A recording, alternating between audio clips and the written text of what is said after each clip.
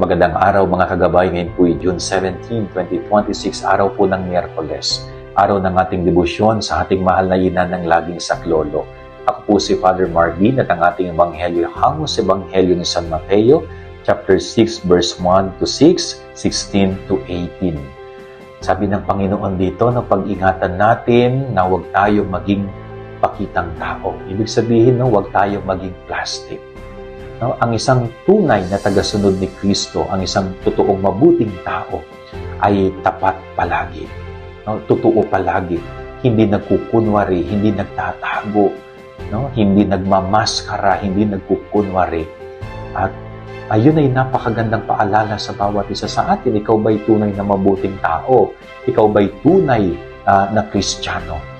No, kasi kung ikaw ay tunay na tao, tunay na mabuting tao at tunay na Kristiyano, no, hindi mo pagtatakpan, no, hindi ka magtatago, hindi ka magiging plastic, kundi magiging totoo ka.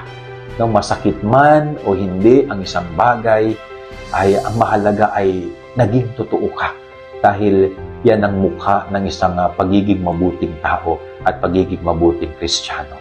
Yan ang ating gabay aral ngayong maghapon. God bless po sa inyo lahat. Pagpalain kayo ng Panginoon.